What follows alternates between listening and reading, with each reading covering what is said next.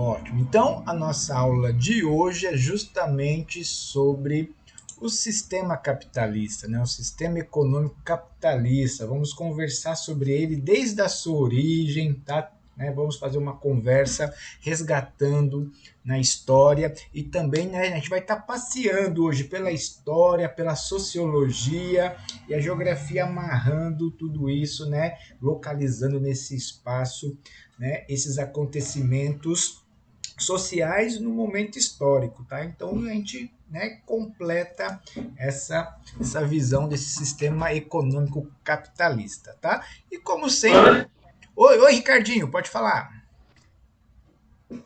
E, inclusive, como o capitalismo ele impacta muito na geografia, não é isso?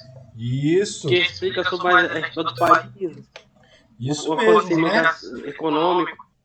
Isso, o sistema capitalista, ele contribui bastante nos estudos da geografia, ou seja, na verdade, a geografia estuda bastante as causas, consequências, tá, do sistema econômico capitalista. A gente vai perceber muito isso na nossa conversa de hoje, tá?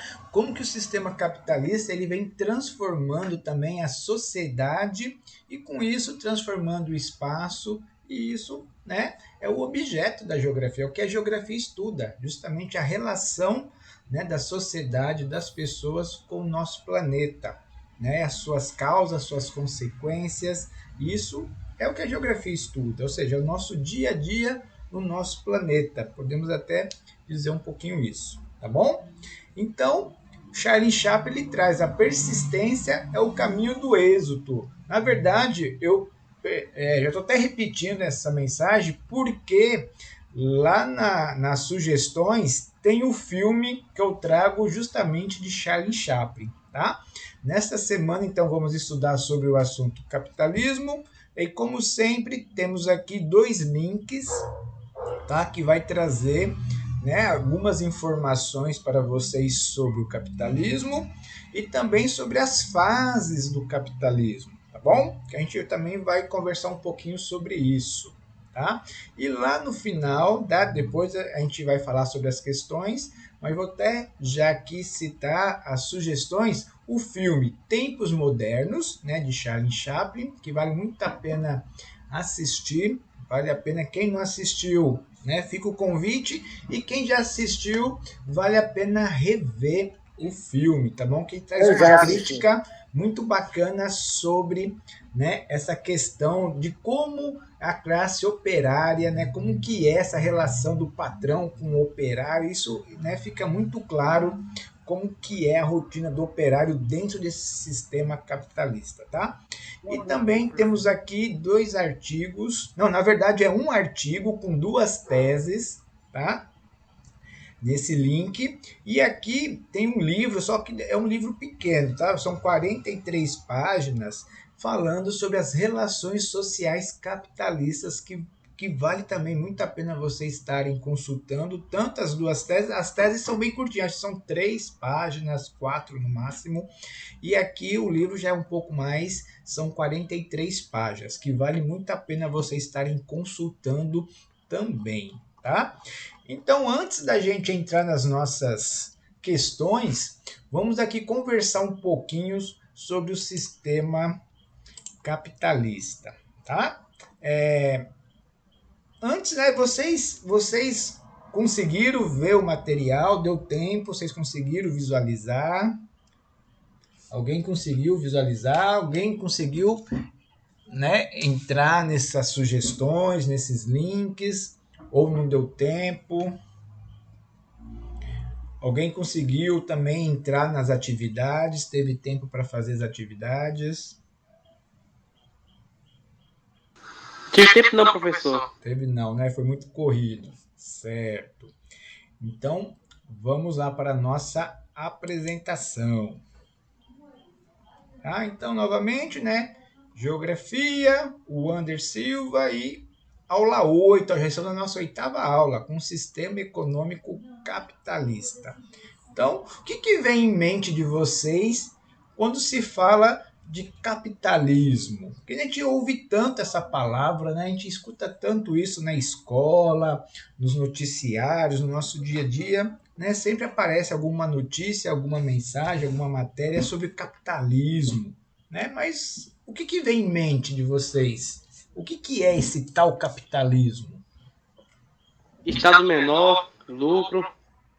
Estado menor, lucro, muito bem. Quem mais? Produção. Eu penso também nas críticas, Oi, pode repetir, por favor? as críticas. As críticas, e muitas, né? Inclusive. Muito bem. Logo Karl Marx também. Nossa, ó, apareceu um nome aí, olha só, Karl Marx, né, o nosso famoso tio Marx, vamos chamar assim, né, já se sentindo íntimo, né? Daí o Karl Marx nós vamos falar mais na outra aula, na próxima aula nós vamos falar de socialismo, sistema econômico socialista. Aí a gente vai mergulhar mesmo nas barbas de Karl Marx, tá bom? O que mais? A guerra pelo poder. Guerras. Muito bem, Gil. Olha só. Liberalismo. O desemprego, né? Desemprego. Olha só quantas informações vocês já estão trazendo, né? Só com essa, vamos chamar de chuva mental, né? Como dinheiro?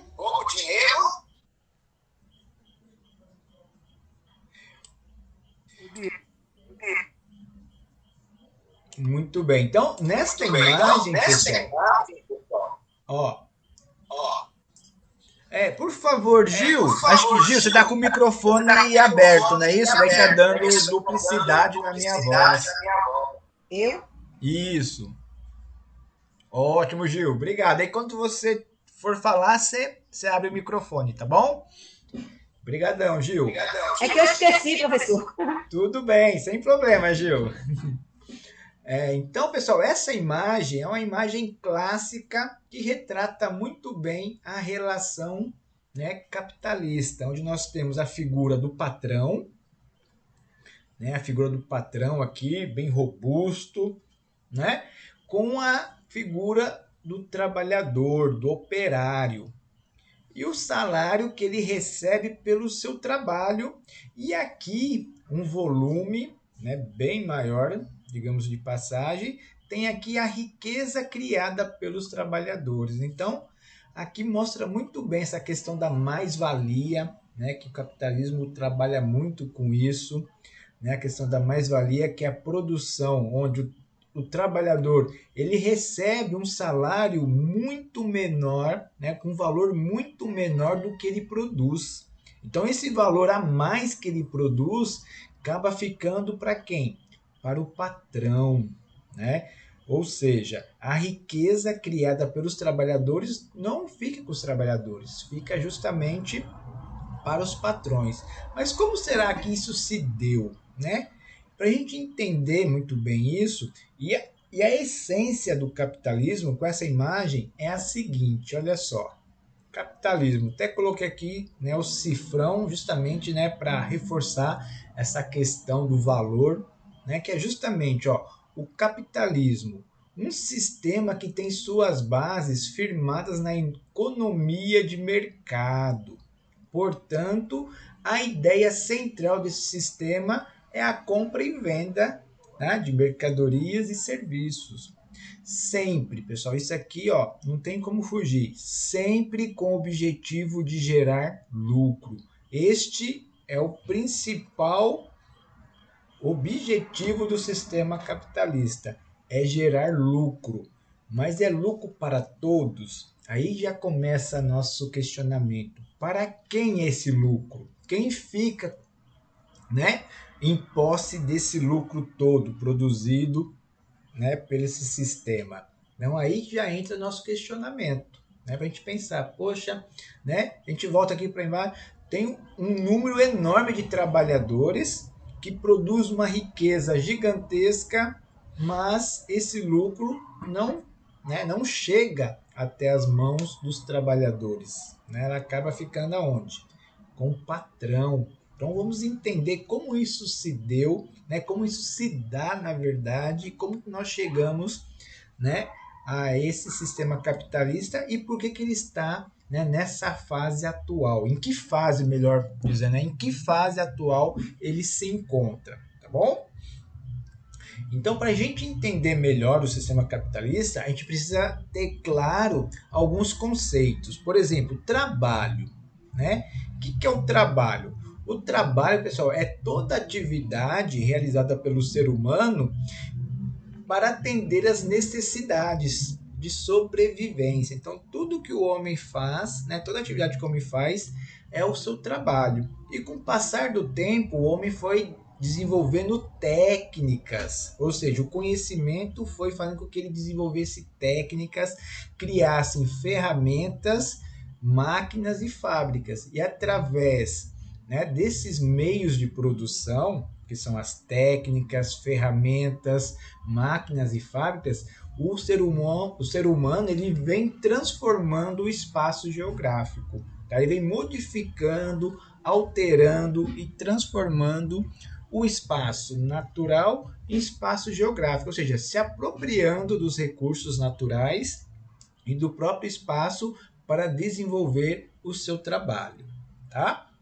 Então, os sistemas econômicos e sociais, eles vão ser os modos de produção. Então a gente tem que ficar claro, né? O que é o trabalho? É a atividade do ser humano, né, para atender suas necessidades e os meios de produção. Daí aqui já começa a entrar o nosso patrão, porque o patrão, né, no caso aqui, ele vai ser o dono, o proprietário dos meios de produção.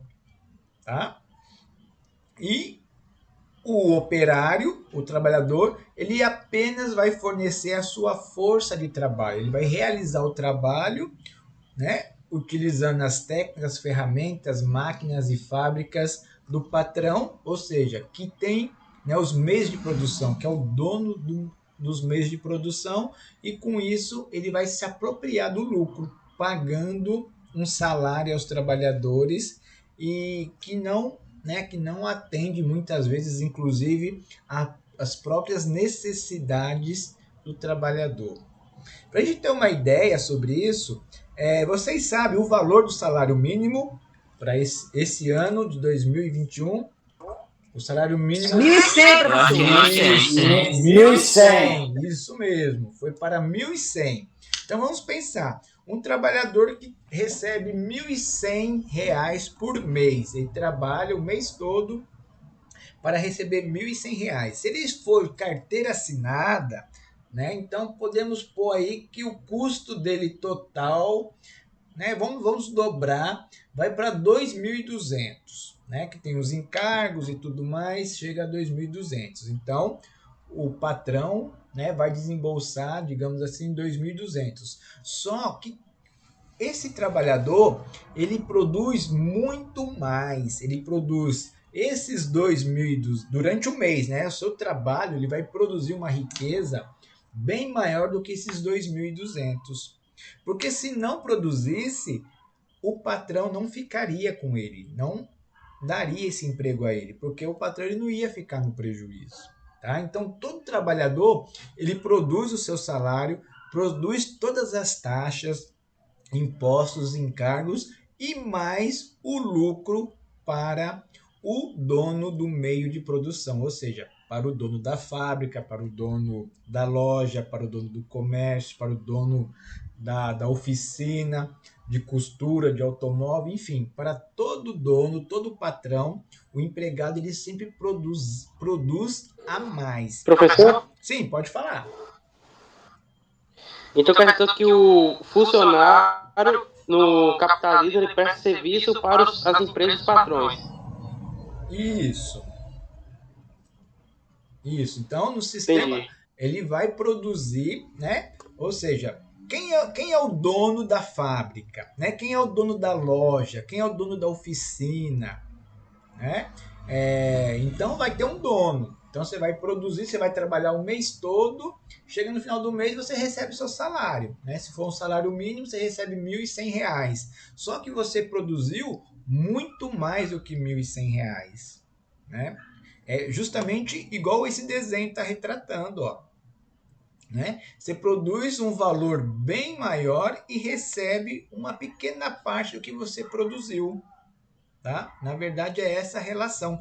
Por isso que o patrão ele sempre vai, né, acumular mais riquezas. Ou seja, aquela frase, né, que o capitalismo é a exploração do homem, né? A exploração do homem, ou seja, a exploração do trabalhador pelo patrão, ou seja, a exploração do homem pelo próprio homem. É nesse sentido, tá? Alguma dúvida em relação a trabalho, meios de produção e modos de produção? Tá tranquilinho aqui? Porque isso é importante, pessoal, porque aqui vai estar a base do sistema econômico capitalista, que são esses conceitos que vai fazer com que a gente compreende toda a relação que se tem, tá, durante a história e a evolução do sistema capitalista, tá? Então vamos prosseguir. Muito bem, então, ó, sistemas econômicos e sociais. Então, o que é a definição de um sistema econômico?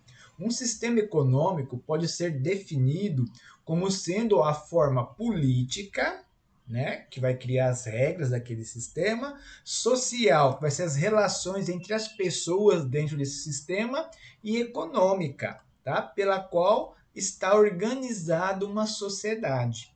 Engloba o tipo de propriedade, a gestão da economia, os processos de circulação das mercadorias, daí coloco também aqui a prestação de serviços, o consumo e os níveis de desenvolvimento tecnológico e da divisão do trabalho, tá? Então, os sistemas econômicos e sociais estão relacionados à maneira como a sociedade lida com o trabalho sobre o espaço, ou seja, os modos de produção, tá? Daí pergunto a vocês, né? Vocês são capazes de viver em uma sociedade diferente da qual você está acostumado hoje? Em qual nós vivemos hoje? Porque nós vivemos no sistema capitalista, né? O Brasil é um país capitalista. E vocês, já pararam para pensar? Será que nós conseguiríamos viver em outro sistema, em outro modo de produção? Depende da pessoa. Então, daí cada um, né? Você, Ricardinho, você conseguiria? Seguindo, que do outro lado não gosto muito porque é tudo pelo Estado, então tem um regime autoritário. Já o capitalismo é mais livre, tem uma liberdade de escolha e de variedades. Muito bem, Ricardinho. Alguém mais? Quem mais? Sim, professor. Sim, pode falar. Se for pensar no modo geral, o ser humano é um ser que se acostuma à diversidade. Então, pode ser o pior de todos os sistemas de um tempo em que se acostumaria. Mas, em questão hoje, e eu acredito que não. Mas, com o tempo, se fosse tipo obrigado a viver esse sistema, com certeza o ser humano se acostumaria. Muito bem. Você traz aqui uma colocação bacana que você traz, né, que a gente se acostumaria. Por quê? Porque o ser humano ele é adaptável. Nós nos adaptamos às várias situações. Bacana, né? Gostei da sua colocação. Das duas colocações são ótimas. Quem mais gostaria de falar?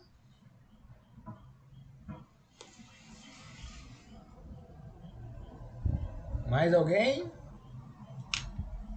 Ótimo. Então, pessoal, guardem essa pergunta, né? Esse questionamento, que a gente vai trazer esse questionamento depois também, tá? Muito bem, galerinha. Vamos seguir. Então, galerinha, olha só. A influência dos modos de produção na transformação do espaço, né? Que geografia trabalha com o espaço, com a apropriação, com a transformação, com a alteração e modificação do espaço geográfico. Então, os modos de produção ele vai ser o quê? o retrato da sociedade. Olha que interessante isso. Reúne as características do trabalho, seja ele artesanal, manufaturado ou industrial. E aí, como que nós temos, né, no modo de trabalho artesanato? O trabalho manual, o homem ali transformando a matéria-prima, né, ele pega ali a madeira, transforma aquela madeira, né? O artesanato hoje que nós temos, quem já foi numa loja de artesanato, né?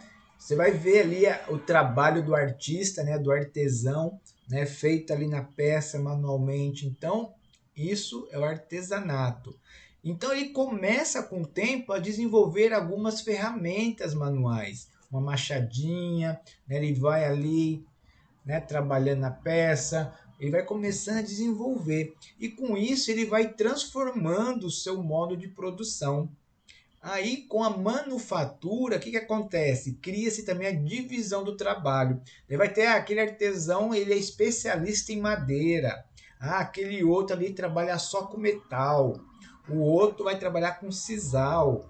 O outro trabalha só com cerâmica. Então, eles vão começar a dividir o trabalho.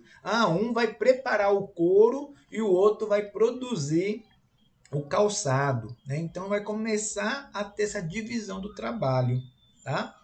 E com o passar do tempo vai evoluindo e nós vamos ter o quê? A maquinofatura, que começa o quê? Chegar à máquina, né? Temos a Revolução Industrial, com o surgimento das máquinas. Então, com isso vai ter o quê? Vai ter uma revolução nesse modo de produção. E com isso vamos ter a mecanização e, né, nos dias de hoje, até a robotização desse modo de produção, tá? Daí eu pergunto a vocês, a escolha do modo de produção pode afetar o futuro da humanidade? O que vocês acham? Com certeza. Com certeza, professor. Beleza, né? Já pensou se nós tivéssemos parado aqui no artesanato? Nós não estaríamos vivenciando neste exato momento esta aula, né? Porque nós estamos aqui utilizando de uma máquina, de um sistema informatizado, né? Através de um sinal de internet que nos possibilita realizar esta aula, cada um em um lugar diferente. Olha que bacana também essa evolução, traz essas vantagens, né? Que a gente também vai estar refletindo durante a nossa conversa. Muito bem, galerinha. Olha só. Então, se a gente for partir lá do primitivismo, né, lá atrás, onde o homem está ali trabalhando apenas com o que ele conhecia, sem ferramentas apropriadas, sem técnicas apuradas, ele está ali só mantendo a sua sobrevivência propriamente dito, né? Então, esse é o trabalho que ele tinha, se manter seguro e também ir atrás do seu alimento, né? Ele era nômade, ele começa a desenvolver o sistema das gravuras, né? Das pinturas rupestres também como forma, né? De se comunicar, de registrar, né? Começa a se agrupar. Então isso é o avanço e ele tem uma relação aqui com a natureza, onde a natureza nesse momento vai estar determinando, né, as condições para ele, tá? Então isso é lá no primitivo. Então a gente está indo lá atrás, né, no primitivo, tá? A gente está fazendo esse resgate histórico para a gente compreender mesmo como que surge, né, o sistema capitalista e como que ele chega, né, na situação que ele está hoje. Ou melhor dizendo, na fase que ele se encontra hoje. Muito bem. Então, para a gente entender, a gente tem que, né, acompanhar o avanço da história. Então, nós vamos ter um momento que nós temos um modo de produção feito através da escravidão. Olha só, origens, né? Onde surgiu a escravidão? O modo de produção escravista surgiu na Grécia Antiga e, posteriormente, com sua dominação e assimilação por Roma, foi o modo de produção praticada por todo o Império Romano. Tá? Ele traz aqui uma charge, ele diz o seguinte, ó, o escravo era apenas um homem que já não pertencia mais a si mesmo, a ele mesmo. ou melhor, não era um homem, tratava-se de um animal que falava pouco, mais que um papagaio. Olha a crítica, né, dessa charge. Então, vê se fala menos e produz mais. Né? Então, o sistema escravista, né, ele é muito cruel. E olha só aqui na sequência da charge. Né? Tá muito claro, né? Tá difícil de enxergar, né? Mas ele diz aqui, né, de forma geral, que a produção do Senhor, ó, bem que ele está dizendo aqui que o sistema escravista é o melhor. Por quê? Porque através do sistema escravista ele conseguiu aumentar toda a sua produção, tanto a agricultura, a pecuária e artesanal. Então, para ele, o sistema escravista é o melhor, mas isso é o que? É o ponto de vista aqui, ó, do dono do modo de produção. Lembra? Os meios de produção. Ou seja, então ele como sendo dono do escravo, olha só, né? Então, para ele, né, o melhor sistema é o sistema escravista, porque ele não vai ter grande, né, ele vai ter pequeno custo para manter o escravo e vai ter toda a produção para ele. Ou seja, então a definição é a prática social em que um ser humano tem direitos de propriedade sobre outro designado por escravo, ao qual é imposta tal condição por meio da força. Em algumas sociedades, desde os tempos mais remotos, os escravos eram legalmente, pessoal, então, ou seja, garantido por lei, definidos como uma mercadoria. Os preços variavam conforme as condições físicas, habilidades profissionais, sexo, a idade, a procedência e o destino. Então, aqui o homem ele se tornou, né, o escravo, no caso, se tornou uma mercadoria. No Brasil não foi assim também? No Brasil foi assim também. Né? Então, Onde eles eram até inocentes. pouco tempo, né, até o século XIX, né, havia escravidão no nosso Brasil. Né? O Brasil foi o último país a banir esse Abolir modo. né, a escravatura. Então isso, pessoal, é muito marcante na sociedade brasileira. Né? Até Isso é muito hoje forte. temos Na... heranças negativas desse período. Sim, pode falar. E diz que na época diz que o escravo, ele, pra ser bom e caro, ele tinha que ter os dentes tudo completo, né? Sim, era um dos requisitos, né? A força, se ele era jovem, né? Para ele trabalhar bastante. Né? Então, quanto mais força ele tinha, mais novo ele era, mais valorizado era, né, o escravo. Né? Então, isso é muito cruel. Né? Infelizmente, né, o preconceito, né, é herança desse período. Até hoje, em pleno século XXI, nós temos aí na mídia sempre. Essa semana mesmo ocorreu, né? Saiu noticiários de caso de preconceito, né, de racismo. Isso, né, não é aceitável, né? Isso é um crime, né? Tá aí, ó. Ainda bem, né, que isso já é considerado crime, tá bom, pessoal? Então, avançando. Então, vamos entender agora, ó, diferenças entre escravos e servos, tá? Os servos não eram escravos. Eles cultivavam um pedaço de terra cedido pelo senhor, sendo obrigados a pagar a ele impostos, rendas e ainda trabalhar as terras que o senhor conservava para si. Tá? O servo tinha usufruto da terra, ou seja, uma grande parte do que a terra produzia era para ele. Assim, trabalhava uma parte do tempo para si e outra para o senhor.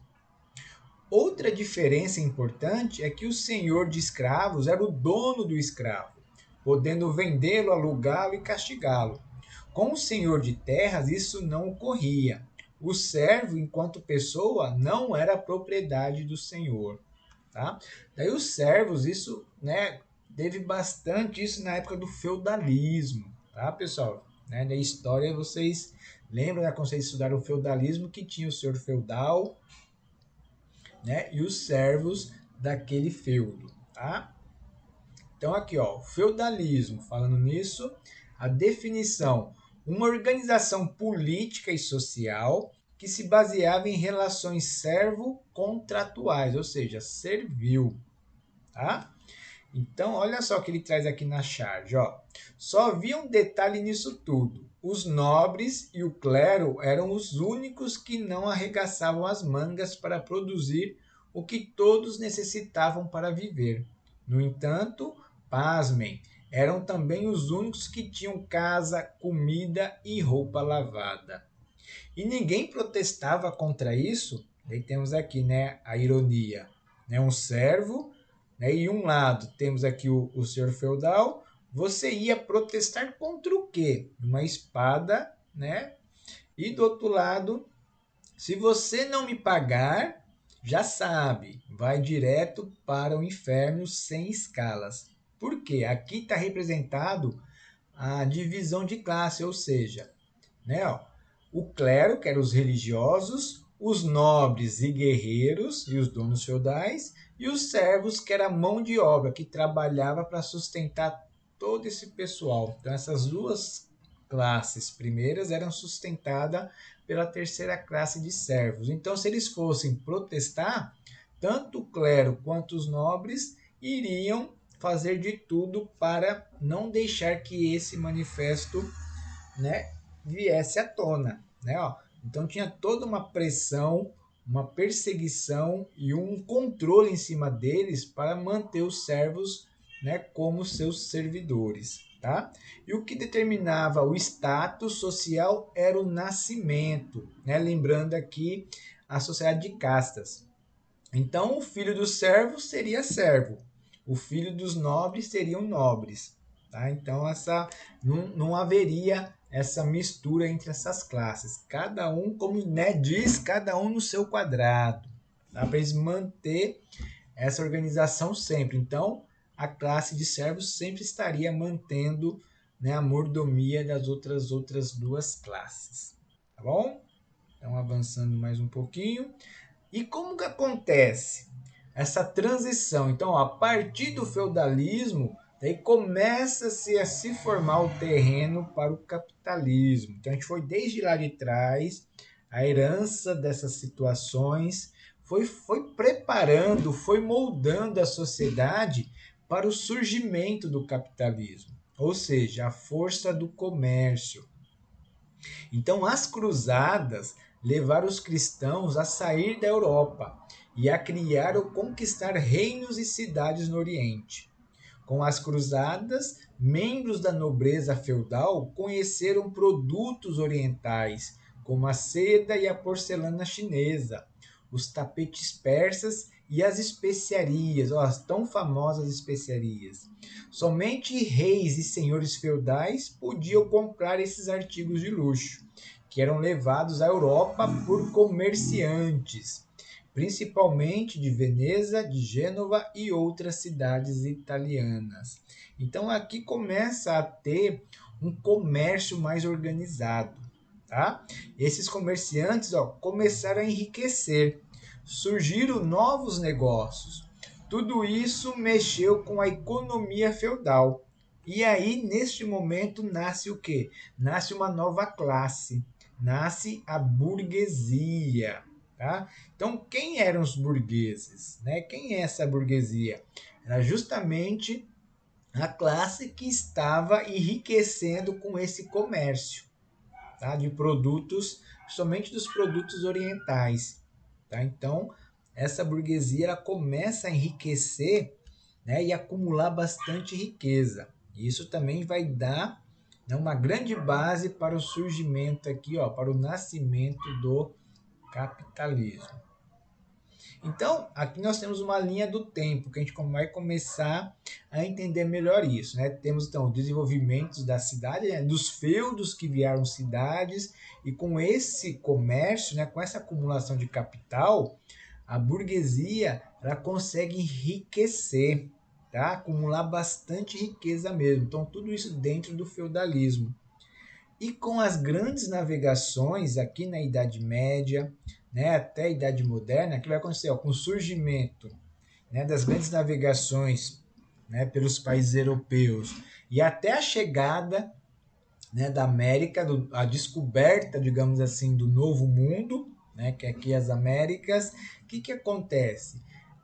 Essa classe burguesa vai ficar com muito dinheiro, vai enriquecer muito.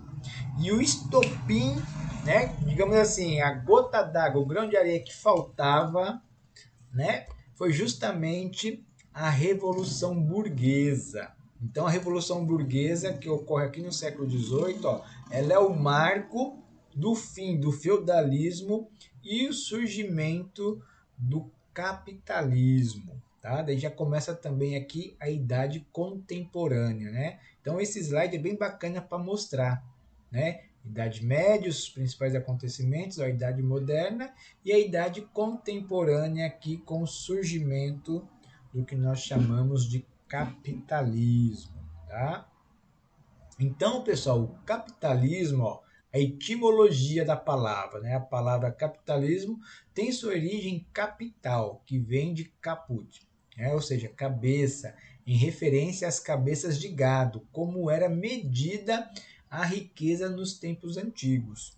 Então, as suas origens.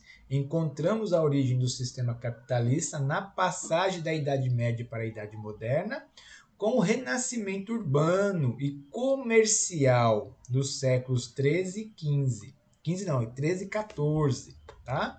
Surgiu na Europa uma nova classe social, a burguesia, né, como nós vimos agora há pouco. Esta nova classe social buscava, olha aqui, o tal lucro, né? Sempre o lucro, através de atividades comerciais.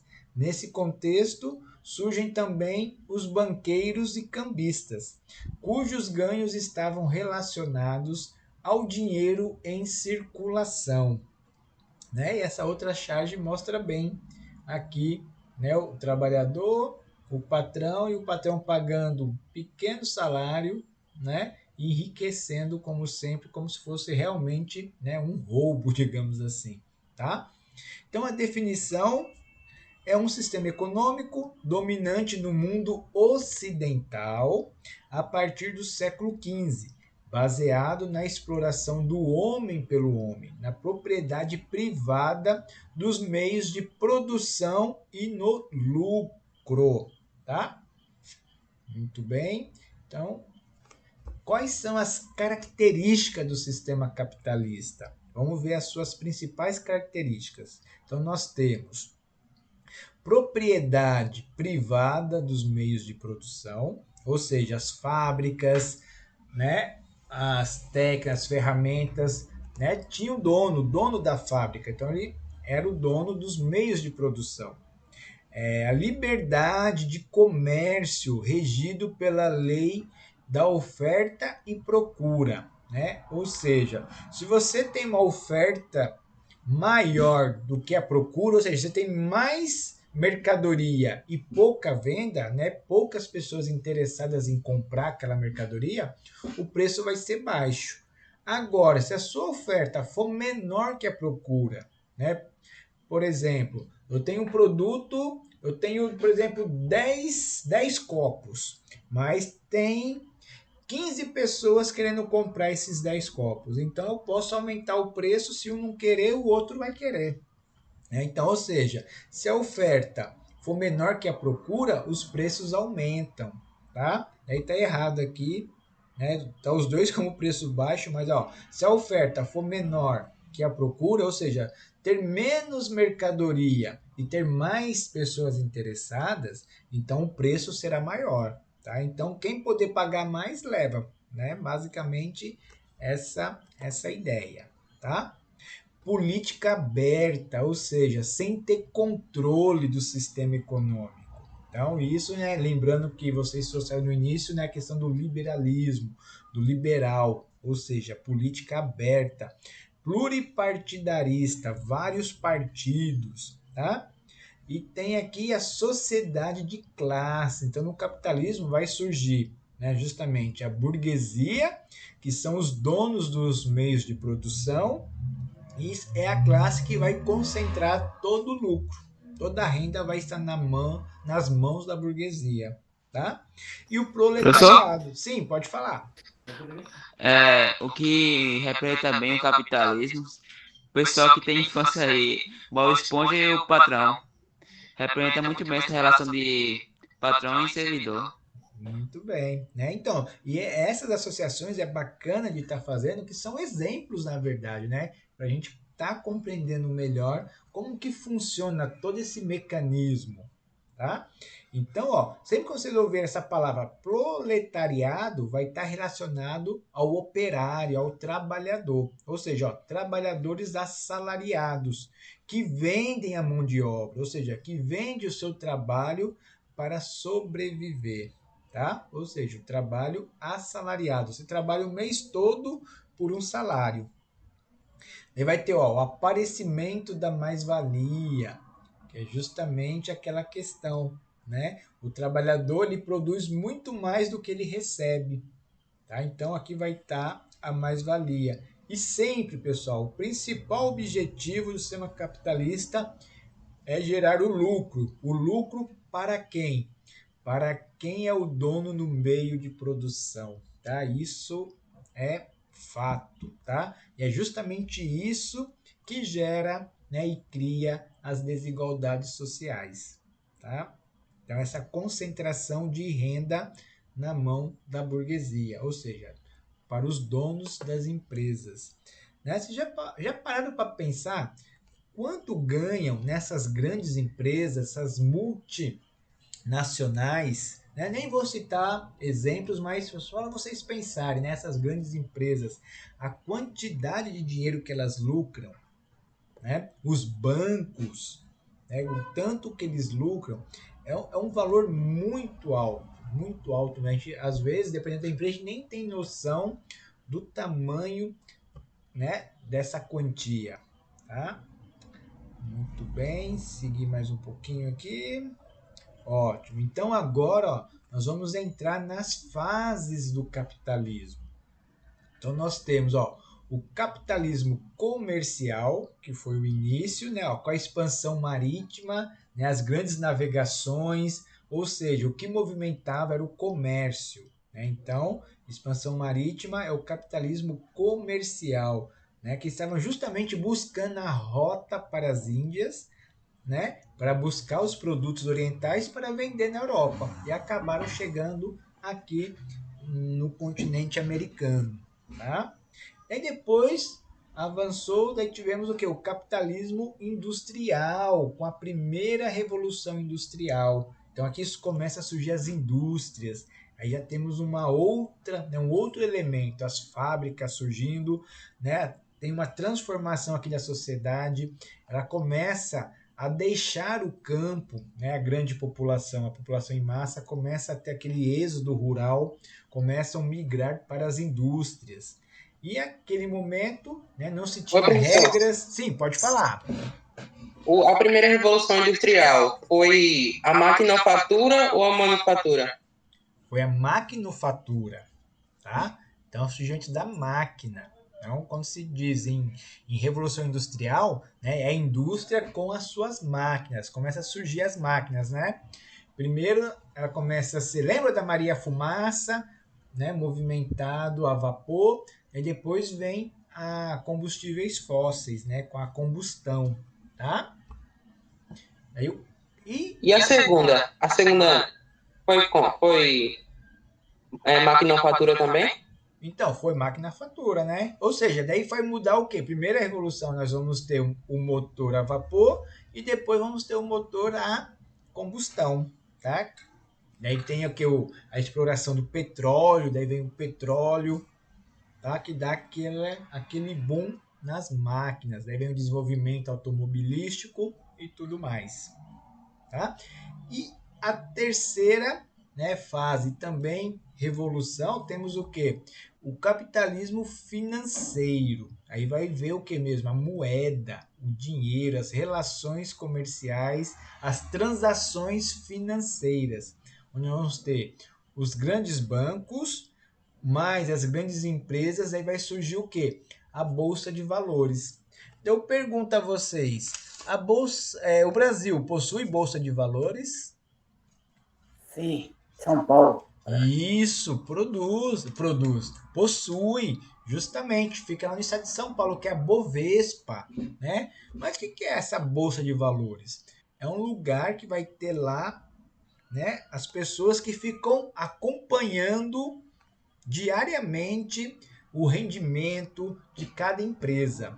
Por exemplo, essas empresas que faturam muito, né, elas vão ter as suas ações, né? O que eles vão fazer? Eles vão vender ações da empresa, são cotas que colocam nesse mercado internacional, que as pessoas, que os empresários, investidores vão começar a comprar e vender essas ações, conforme o estado que se encontra aquela empresa. Se a empresa está dando muito lucro, aquelas ações vão aumentar. Agora, se a empresa está dando prejuízo, né, as ações vão perder o seu valor. Por exemplo, né, a Petrobras, né, ela tinha suas ações de um determinado valor e quando estourou, né, aquele caso lá da corrupção, né, aquela coisa toda, o que aconteceu? O valor dela, das ações, caíram. Né? Então teve uma perca muito grande dos acionistas. Né? Então, o investimento na bolsa de valores é um investimento de grande risco, porque você pode ganhar muito ou também você pode perder muito de um dia para o outro. Tá? Vai depender da oscilação do mercado e da situação da sua empresa. Tá? E o que nós estamos vivenciando hoje, que é chamado de capitalismo informacional, né? Ou quarta fase, que é justamente a questão do conhecimento, do avanço tecnológico, né? A questão aí da inteligência artificial, por exemplo. E hoje o sistema bancário ele lançou justamente o Open Bank, né? Que é o sistema bancário aberto. O que significa isso? As pessoas que têm conta em banco, elas vão ter, né, se ela autorizar, elas vão ter as suas informações bancárias, né, comerciais, financeiras, liberada entre essas instituições. Por exemplo, vamos supor que eu tenho uma conta no banco A. Eu tenho um empréstimo, um financiamento, né, feito por esse banco. O banco B e C, ele pode, né, ter acesso a essas informações, ele vai puxar o meu histórico, vai ver que eu sou um bom pagador, que eu não dou calote, né, que eu não sou inadimplente, então o pai dele vai querer que eu vá para o banco dele. Então o que ele poderá fazer? Ele poderá me oferecer um empréstimo com uma taxa menor do que esse banco A, para eu migrar para o outro banco. Né? Então, isso que eles lançaram hoje, né, que o Banco Central lançou hoje, essa questão do Open Bank, é justamente isso. Vai ser essa troca de informações entre as operadoras financeiras para tentar atrair, né, os clientes para si. Daí, quem oferecer mais, né, vai acabar levando. Ou seja, é uma liberalização também dessas informações. Por um lado, né, a gente vai estar mais exposto, né, que as nossas transações financeiras vão estar mais expostas entre essas empresas. Um exemplo disso, né, é o telemarketing. Sempre tem pessoas recebendo ligação de bancos, de lojas, de investimentos, de oferecendo serviço, né? Você nem sabe de como que aquela pessoa, aquela empresa conseguiu o seu telefone, né? Mas vocês acabam recebendo ligação oferecendo cartão de crédito, oferecendo, né, TV a cabo, oferecendo plano de saúde, oferecendo vários produtos e serviços, né? Que é justamente isso, é a negociação de dados, de informações nossas que tem, né, que as empresas possuem e essas próprias empresas acabam negociando entre elas esses bancos de dados, tá? Ou seja, essas informações de clientes, tá? Muito bem. Então, pessoal, ainda dentro dessas fases do capitalismo, ó, nós vamos ter aqui, né, o capitalismo comercial, para a gente entender melhor como se deu essa primeira fase, ó. Também conhecida como mercantilismo, surgiu com a formação dos estados nacionais absolutistas, ou seja, né, aqueles que tinham o rei, e vigorou durante o capitalismo comercial. Lembra que o Brasil era colônia de Portugal, tinha, né, a coroa portuguesa que explorava a sua colônia, o Brasil no caso, né, por exemplo. Então isso é nesse momento que nós temos esse capitalismo comercial, tá? Defendia a intervenção do Estado na economia e o protecionismo, ou seja, né, proteger a sua economia. Seus objetivos principais: fortalecer o Estado e aumentar a riqueza nacional via acúmulo de metais preciosos, por exemplo, ouro e prata, e obtenção de superávites comerciais. Né? Foi justamente o que aconteceu com o Brasil. A coroa portuguesa extraiu o máximo que ela conseguiu, levou para a metrópole, né? Levou para Portugal a riqueza que encontrava aqui no Brasil. Tá? Para seus teóricos, a riqueza vinha do comércio, ou seja, da circulação dessas mercadorias. No caso, aqui, o homem ele não produzia riqueza, ele acumulava o que ele encontrava na natureza. Tá? Então, neste período, a riqueza e o poder de um país eram medidos pela quantidade de metais preciosos.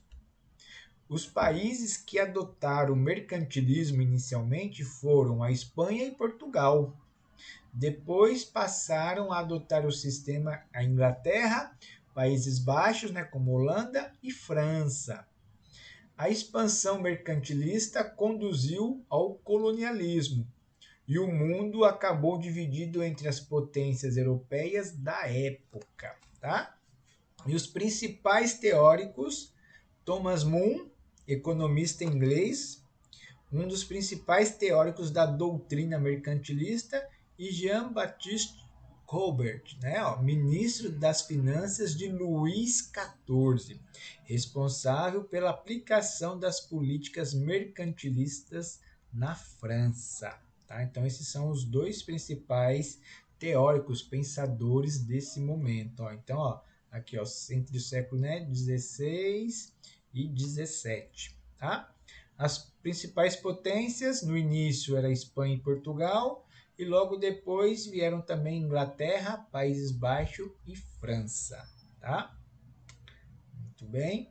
Então aqui o mapa, né, mostrando, né, as regiões colonizadas nos primórdios da expansão marítima e o chamado comércio triangular, que são, né, para a gente entender esse comércio triangular, olha só, produtos europeus para a África, escravos africanos para o mundo colonial e produtos tropicais desse último para a Europa. Ou seja, como assim esse comércio triangular? Temos aqui a Europa. Então a Europa trazia os seus produtos aqui para os países africanos.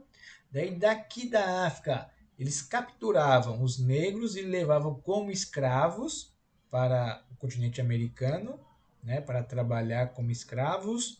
E daqui do continente americano eles levavam os produtos tropicais para serem vendidos na Europa. Então por isso que é esse comércio triangular aqui do século XVII, tá?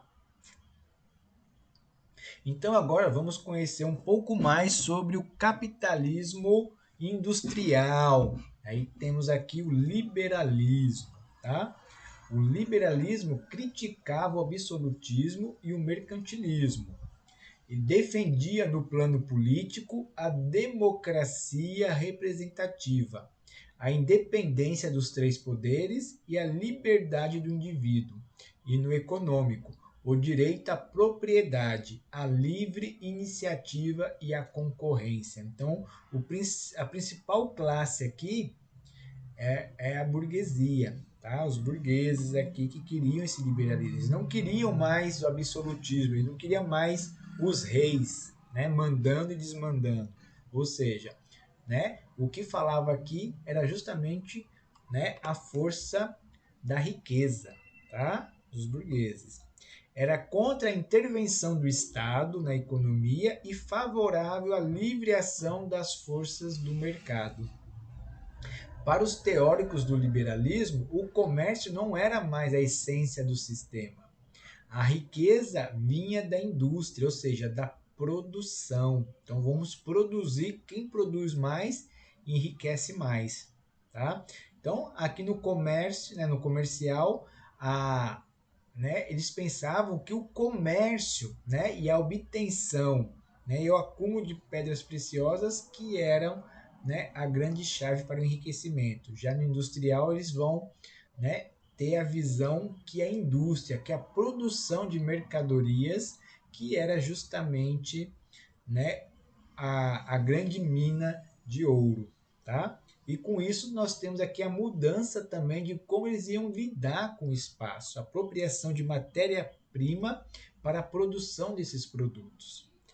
Os primeiros países a adotarem o liberalismo foram os do Reino da Grã-Bretanha, depois Estados Unidos, França, Alemanha e Japão. Tá vendo que já no industrial, né, eles já começam o quê? A expandir, né? Eles saem da Europa, já começam a ir para a América, os Estados Unidos e para a Ásia, né, lá no Japão. Durante as primeiras décadas do século XVIII, o reino da Grã-Bretanha, Inglaterra e Escócia comandou uma grande transformação no sistema de produção de mercadorias, na organização das cidades e do campo e nas condições de trabalho, que foi justamente a Revolução Industrial. Então teve uma verdadeira revolução, né, da sociedade europeia aqui, com a Revolução Industrial. Então as pessoas deixam o campo e migram para a cidade em busca, né, de trabalho nessas indústrias. Só que nessas indústrias elas pagam muito mal. Você precisa trabalhar 14, 16 horas, né, trabalha mulheres, crianças, né, aquele trabalho para ganhar um valor muito pequeno. Então a exploração aqui é muito grande. E os principais teóricos, Adam Smith, né, esse nome aqui é um dos principais, pessoal, tá? Então gravem bem, Adam Smith, tá? Economista escocês, um dos mais importantes teóricos do liberalismo clássico e um de seus fundadores. E também David Ricardo, né, economista inglês, tido como sucessor de Smith, deu importante contribuição à teoria econômica. E as principais potências foram, né, no início, Grã-Bretanha, depois Estados Unidos, França, Alemanha e Japão. Tá? Pessoal, pelo avançar da hora, ó, são 8h07. Deixa eu até parar aqui a gravação. Ótimo, muito bem. Então vamos agora para o nosso próximo slide. Olha só, continuamos na fase industrial do liberalismo. Para os teóricos do liberalismo, o comércio não era mais a essência do sistema, né? A riqueza vinha da indústria, da produção, tá? Durante as primeiras décadas do século XVIII, o reino da Grã-Bretanha, Inglaterra e Escócia comandou uma grande transformação no sistema de produção de mercadorias, na organização das cidades e do campo e nas condições de trabalho, que foi justamente, né, o que nós comentamos agora, a Revolução Industrial. Então, um de seus aspectos mais importantes foi o aumento da capacidade de transformação da natureza por meio da utilização de máquinas hidráulicas e a vapor. Tá vendo aqui, ó, Ricardo, né, que tinha perguntado da primeira revolução, que é justamente as máquinas a vapor e também hidráulicas. Lembram aquelas rodas de madeira que ficavam na beira dos rios, que a água ia empurrando e ia girando, né? Então tem aquele primeiro momento e depois as máquinas hidráulicas. Até hoje o sistema hidráulico é utilizado. Um exemplo disso, pessoal, do sistema hidráulico, né, um exemplo bem fácil, bem corriqueiro, é nas oficinas de carro. Quando tem aqueles elevadores que suspendem o carro, o sistema utilizado ali naqueles elevadores para levantar o carro é justamente o sistema hidráulico. Tá? Só para a gente ter um exemplo aqui para a gente, tá? Então, ó, com um grande incremento no volume de mercadorias produzidas e consequente necessidade de ampliação do mercado consumidor em escala mundial. Então, qual que era a preocupação aqui? Eles queriam produzir muitas mercadorias, quanto mais produto, melhor, né? Ou seja, Aí surge aquele ditado, né? Vamos produzir a todo vapor, ou seja, produzir sem parar. Quanto mais produzir, melhor. E, paralelo a isso, vamos buscar consumidores. Precisamos de consumidores para esses produtos, tá? Então, nesse momento, Professor, sim, pode falar. foi graças a essa ideia de quanto mais consumidor que acabou a escravidão. Isso, Porque, garoto! porque escravo não tem dinheiro, como que vai comprar algo? Aí quanto mais Justamente. dinheiro esses pessoas tiverem, mais vão lucrar. Isso mesmo. Isso mesmo. Você fechou com chave E de aqui na ouro. América, Daí quem e aqui chega na no América muitos países. Isso, quem chega no Brasil nesse momento para substituir os escravos nas lavouras, principalmente? Os imigrantes europeus. Isso, os imigrantes. Né? Os imigrantes eles chegam no Brasil e começam a trabalhar, né? Fazer o trabalho que os escravos faziam por um salário. Né? E esses trabalhadores, né, os imigrantes, começam também a formar o mercado consumidor. Tá? Olha que interessante. Você vê, então, o fim da escravatura não foi meramente uma bondade. Ah, não, vamos acabar com essa crueldade que fazem com os negros, né, com os escravos. Na verdade, tinha todo um objetivo por trás também econômico, tá? Principalmente ali dos Professor, ingleses. professor, Sim, pode falar. e também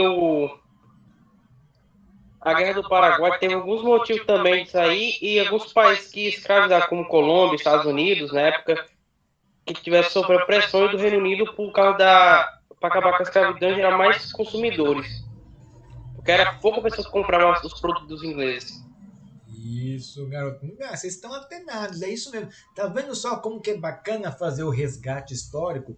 Com o resgate histórico, a gente começa a compreender cada ação. Opa, isso faz sentido porque depois disso aconteceu isso. Então é justamente isso, a gente vai começando a conectar os fatos, os acontecimentos, o que acontecia na Inglaterra, o que estava acontecendo nos Estados Unidos, o que acontecia no Brasil. Então a gente começa a compreender, né, fazer as ligações desses acontecimentos, desses fatos e as suas consequências. Então isso é muito bacana, tá? Show de bola, galerinha, é isso mesmo, tá? Então, ó, olha só, aqui nós temos uma linha do tempo que vai justamente trazer tudo isso, ó, desde antes da descoberta, né, do Brasil, né, daqui do continente americano, ó, já se tinha o Tratado de Tordesilhas entre as duas principais potências no momento das grandes navegações, que era justamente Portugal e Espanha, né, que dividiram né, digamos assim, o novo mundo entre elas, tá?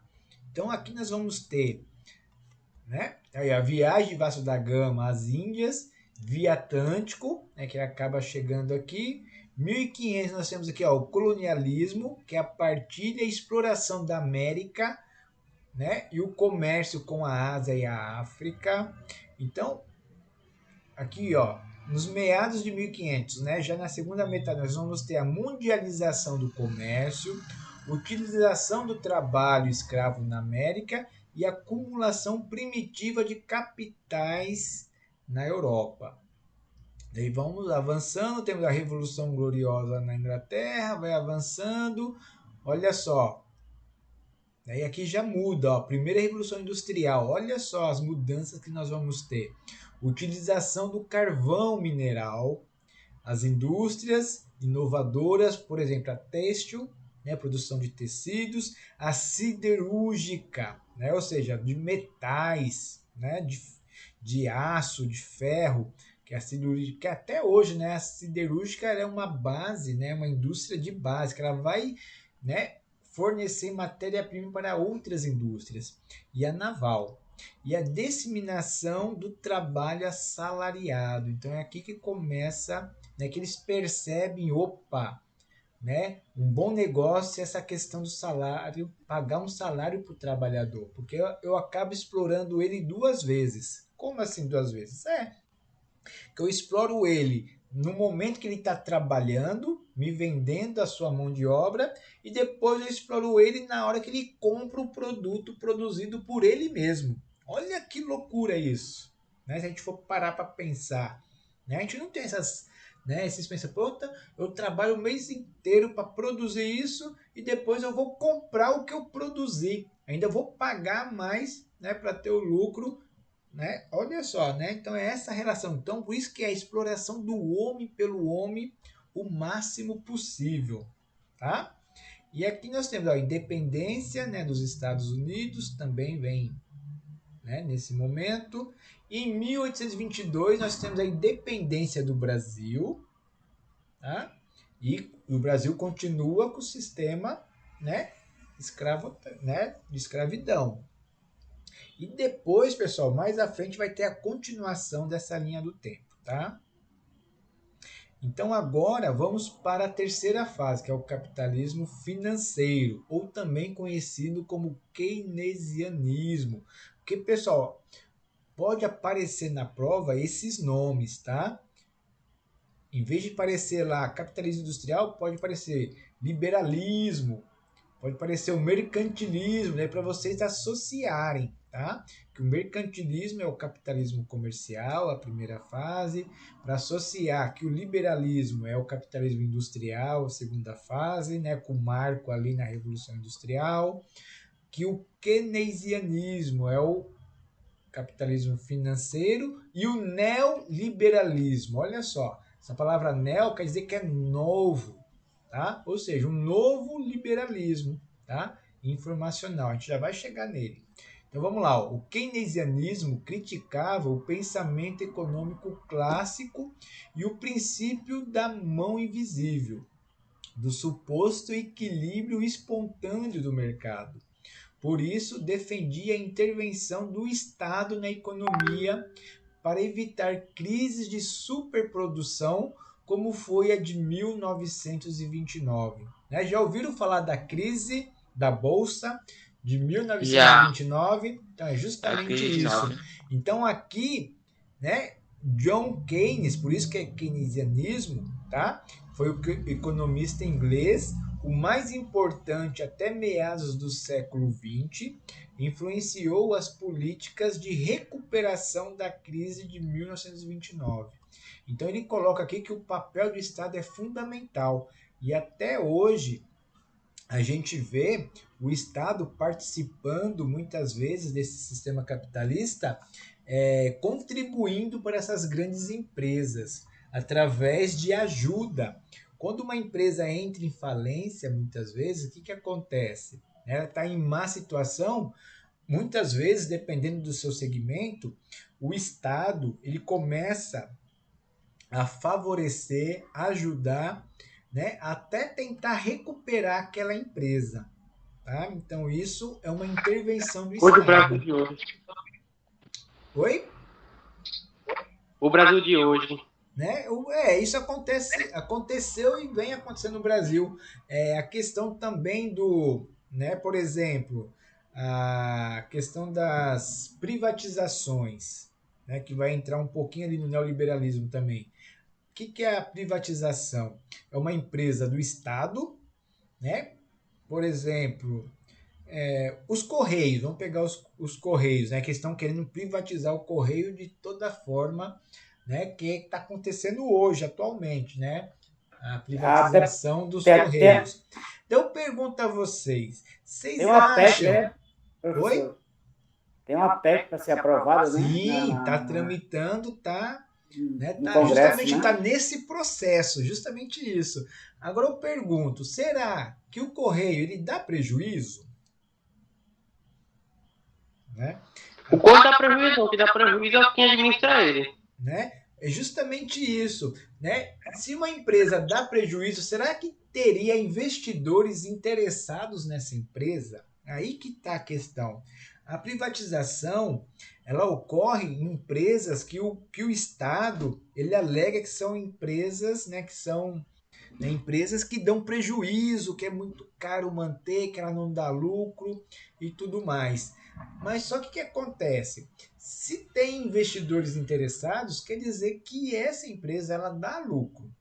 Então, se o Estado se organizasse, né, e trabalhasse, por exemplo, vamos pegar o Correio, investisse no Correio e o lucro do próprio Correio voltasse para ele mesmo, né, para investimentos, crescimento, então, o que aconteceria? O serviço do Correio teria uma melhor qualidade e a população não pagaria mais por isso. Né? Quando se privatiza, o que vai acontecer? A população vai acabar pagando mais. E esse valor pago não vai voltar como serviço, porque não é mais do Estado, vai ser de uma empresa privada, ou seja, vai ter um dono esse modo de produção, ou seja, vai ter um grupo ali de proprietários ou de empresas que vão ficar com esse lucro. Então a privatização, ela não é boa nesse sentido, né? Porque o Estado ele vai perder, né, uma empresa vai perder de prestar um serviço à população, que ele poderia prestar um serviço para a população de boa qualidade com preço justo, tá? Sem ver o lucro, né? Sem ter essa questão do lucro, do enriquecimento, e sim manter um serviço de qualidade por um preço mais acessível, tá? Isso seria, de fato, o papel do Estado, né? Seria o mais correto. E não, pelo menos, né, privatizar, colocar as empresas estatais nas mãos dos proprietários, né? Ou seja, vamos dizer assim, né, da classe burguesa, né? Fazendo aí uma ligação com o capitalismo, né? Com essa classe que domina e mantém, né, a riqueza, tá? Então, essa crise de 1929 foi justamente as grandes empresas produziram, tinha muito produto e as indústrias não conseguiam vender tudo. Começou a ficar parado ali aqueles produtos e aí lembra das ações das empresas? As empresas começaram a ter prejuízo e as ações começaram a cair e faliram muitas empresas. Tinham pessoas ricas que foram dormir ricas e acordaram sem nada, devendo inclusive, né? Então aí John Keynes, né, ele defende justamente essa ideia. Aí o Estado ele precisa participar, né, auxiliar as empresas para que isso não aconteça. Né? Então ele vem questionar que o liberalismo é o contrário. Não, o Estado ele não vai, né, não queremos a intervenção do Estado. Por quê? Professor, Né? Sim, diga. a solução disso foi o plano dele, o New Down. Sim, isso, muito bem. Né? Olha aí a história, né? Presente, né? Justamente isso, né? Daí agora a gente se pergunta, né? Por que então que um grupo não quer a presença do Estado, a intervenção do Estado, outro grupo quer a presença, quer a intervenção? Vejamos, vamos aqui pegar, por exemplo, um mercado grande. Né? Um mercado grande que nós temos aqui, por exemplo, o Carrefour. Né? Temos um mercado grande de Carrefour que está em várias cidades do Brasil. É uma empresa estrangeira, né? A sua Francesa, sede. né? Isso, a Francesa, sua né? sede é na França. Ou É a seja, então é um multinacional. grupo, né, muito forte, que tem um poder capital muito grande.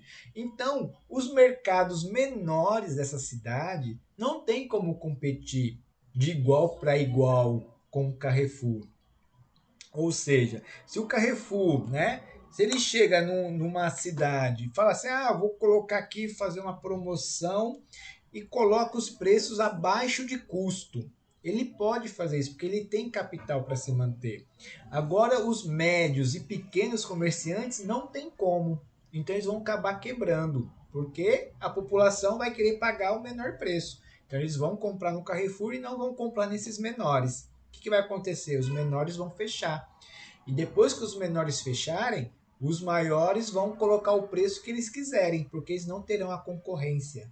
tá? Por isso que o Estado ele é importante nesse momento justamente para criar regras e não deixar que isso ocorra, né? Então ele precisa manter ali um certo controle para garantir uma certa organização nesse mundo, né? Digamos assim, de mercado, nesse mercado, tá?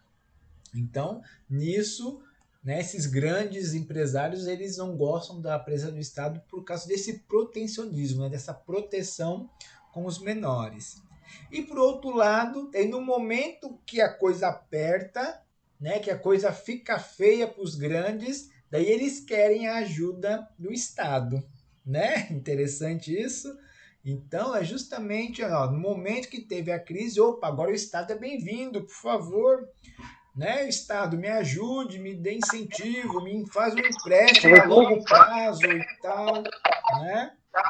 Então, professor, sim, pode falar. não foi o que aconteceu nos Estados Unidos na recessão de 2008?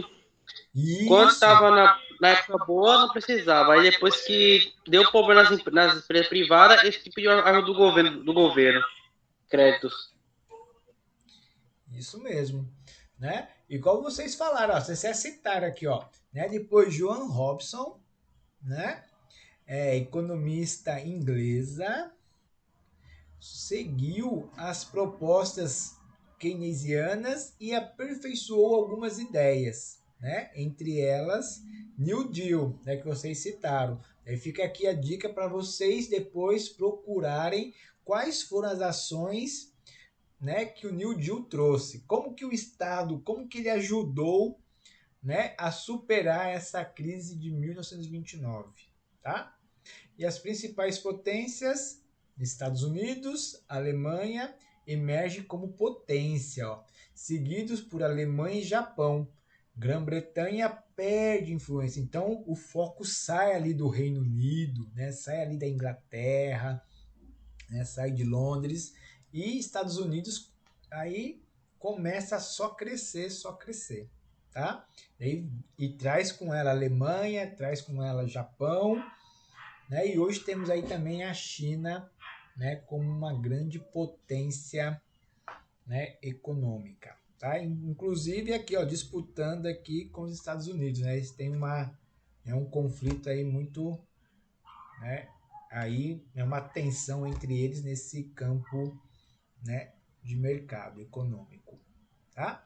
Então, ó, propõe o aumento dos gastos públicos como mecanismo para estimular o crescimento econômico e a geração de empregos.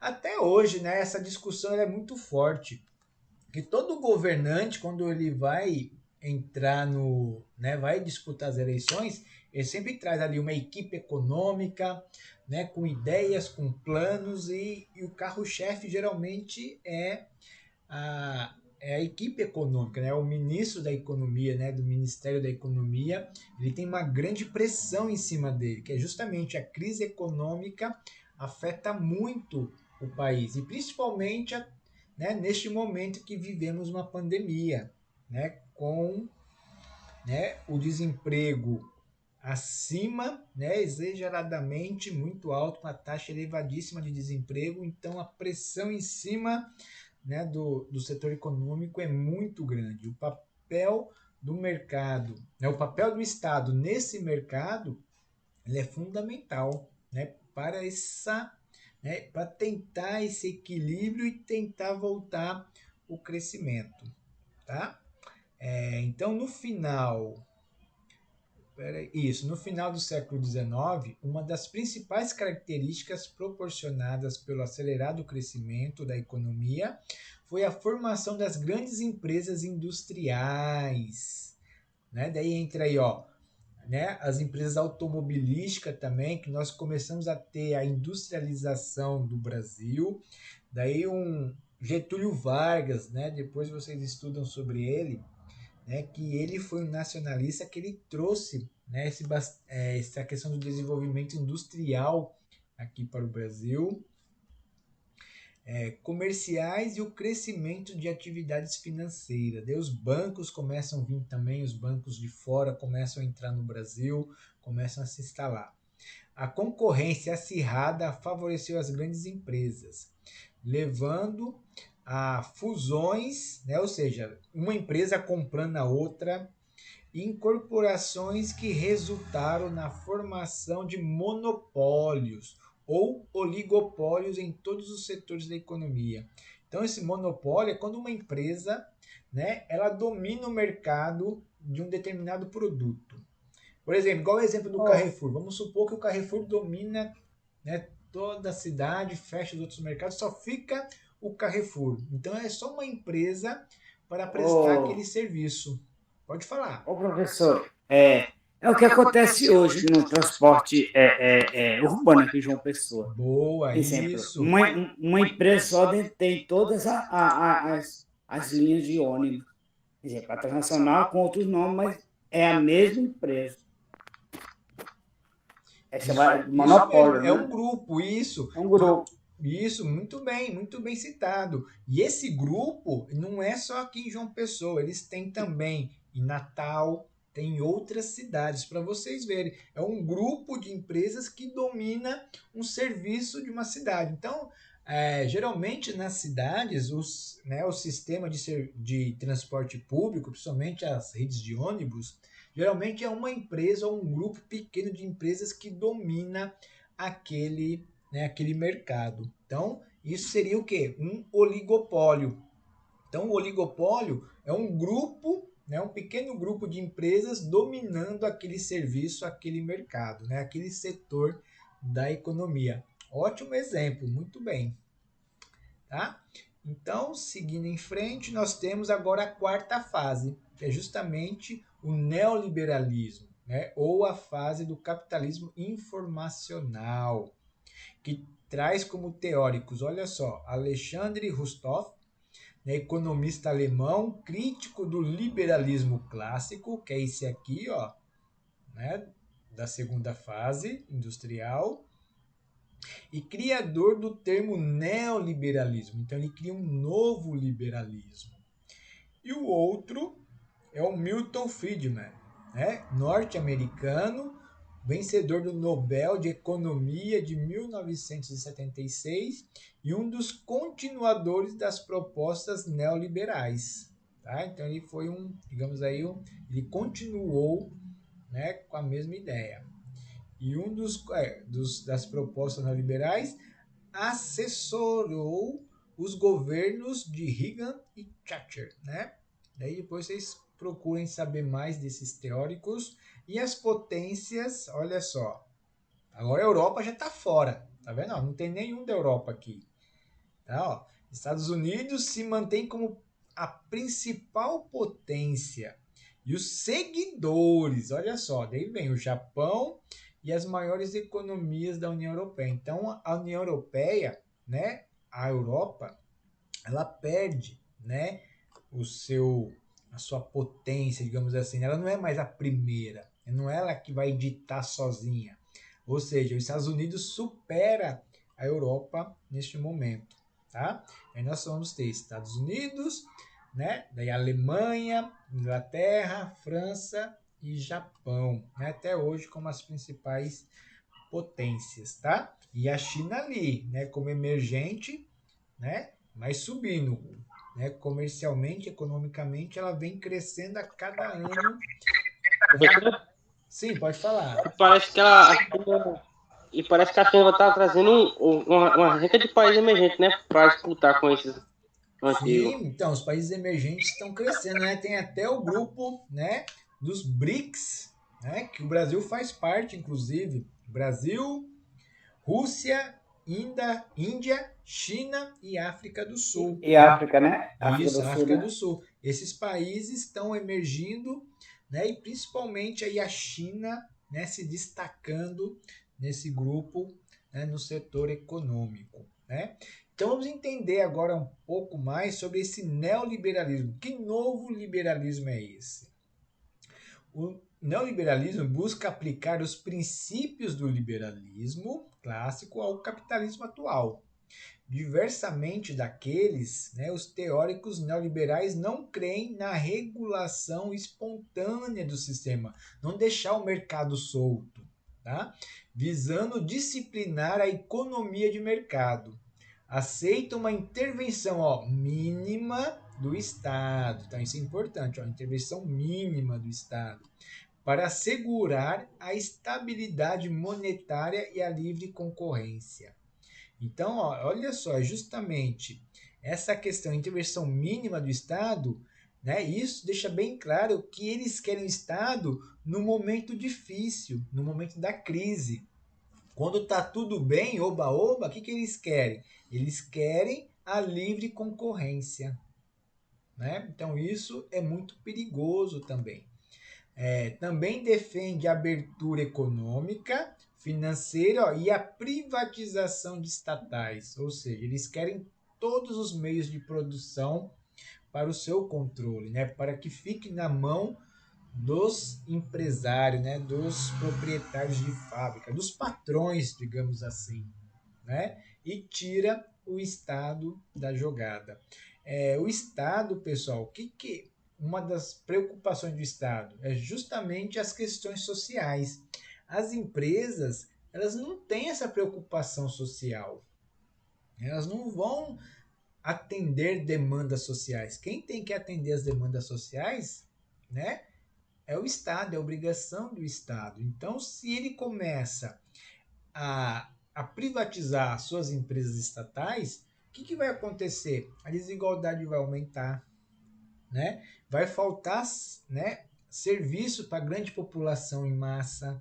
Já pensaram se o sistema, né, se o Estado resolve privatizar o sistema de educação?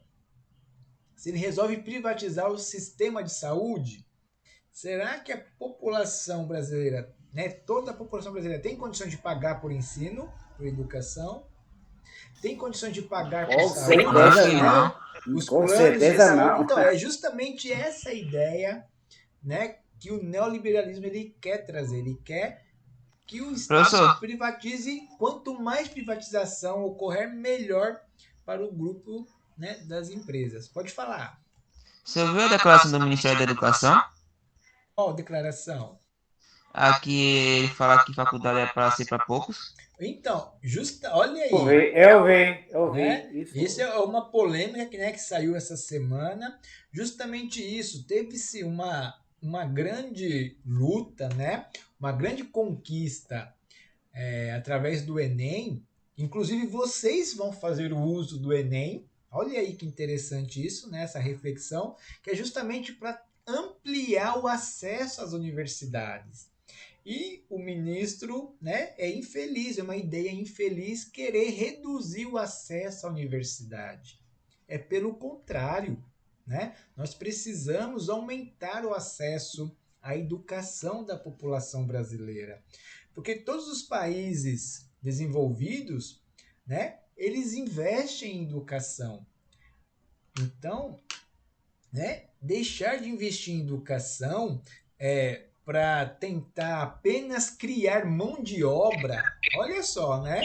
Eles alegam que querem investir na escolarização técnica, ou seja, formar mão de obra para trabalhar nas empresas, né? Eles alegam isso. Mas as pesquisas, né, a ciência, elas são, né, realizadas, na sua grande maioria, nas universidades. Então, precisamos ampliar o acesso às universidades para que tenhamos mais cabeças pensantes, né? Tenhamos o desenvolvimento da ciência e da tecnologia. Né? Então, né, essa atitude é justamente uma atitude neoliberal. Olha aí um exemplo acontecendo. Hein, professor? Sim, diga. Estão querendo alienar já as pessoas. Acabar com o pensamento crítico. É isso. Justamente. Professor? Isso é uma outra. Wanda? Sim, pode falar. Aí eu também vi essa reportagem da coisa. Eu achei muito hipócrita o ministro da Educação falar isso. Uma parte também que eu ouvi ele falando foi sobre tem muito engenheiro dirigindo Uber, mas tem uma questão, ele falou isso. Eles têm que fazer a universidade, a faculdade e o emprego para eles, que não tem. Isso, a reflexão é outra. Por que será que esse engenheiro está dirigindo né, tá trabalhando como motorista de aplicativo. Será que está faltando emprego para engenheiro? Né? Por que será que ele está ali? Porque vários, né, formados, né, universitários não conseguem emprego. Será que a discussão, será que não é outra? Em vez de formar menos pessoas, será que não era o caso de investir em novos empregos, né, ampliar as vagas de emprego, em vez, né, de precarizar a mão de obra qualificada? Né? Justamente isso. Né? Então, a questão da universidade, ela precisa ampliar e não diminuir. É o contrário. Uma outra ação neoliberal que a gente pode ver que também, né, tem uma PEC aí tramitando, acho que PEC não, foi uma medida provisória, uma MP, dos combustíveis, né, que justamente que vem a trazer sobre esse liberalismo dos usineiros venderem diretamente o combustível para os postos. Daí tem aí uma certa reflexão que também é bem-vinda. E a qualidade desse combustível? Quem vai controlar? Porque quando vai para a distribuidora, tem ali umas certas, né, tem umas regras ali que precisa manter a qualidade, tem toda uma fiscalização que é feita em cima desse combustível para evitar que chegue um combustível de baixa qualidade para o consumidor.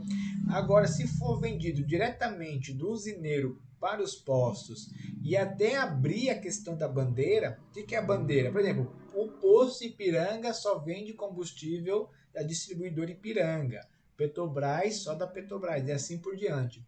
Eles estão querendo também abrir que o posto pode vender tanto combustível da Petrobras quanto do Ipiranga, da Shell, de várias bandeiras diferentes. Então será, né, que isso vai abaixar o custo? Primeiro, Bujão de gás né? também, professor. Oi? Bujão Diga. de gás também, estão querendo fazer isso também. Né? Então, será que essa ação vai realmente baixar o custo do combustível? E a fiscalização? E o controle de qualidade? Né? E, por outro lado, daí esse setor da economia, daí tem aí o lado, né, da estrutura dessas empresas que se estabeleceram, vão deixar, como que vai ficar tudo isso? Né? Então vai gerar aí uma polêmica, né, umas discussões a serem trabalhadas. Né? Será que tem um planejamento sobre tudo isso? Né? Então, isso também precisa vir à tona, que às vezes não chega essas informações à população. Né? Então, isso aí também tem que estar, né, sempre atento. Então, pessoal, esse capitalismo informacional, ó, da informação, do conhecimento, justamente, com o início da terceira revolução industrial ou revolução informacional, o capitalismo atingiu seu período informacional. Nessa etapa, os avanços tecnológicos potencializaram a produção industrial e o sistema financeiro. As novas tecnologias empregadas no processo produtivo, a exemplo da robótica, permitiram o grande aumento da produtividade industrial e da diversificação dos produtos.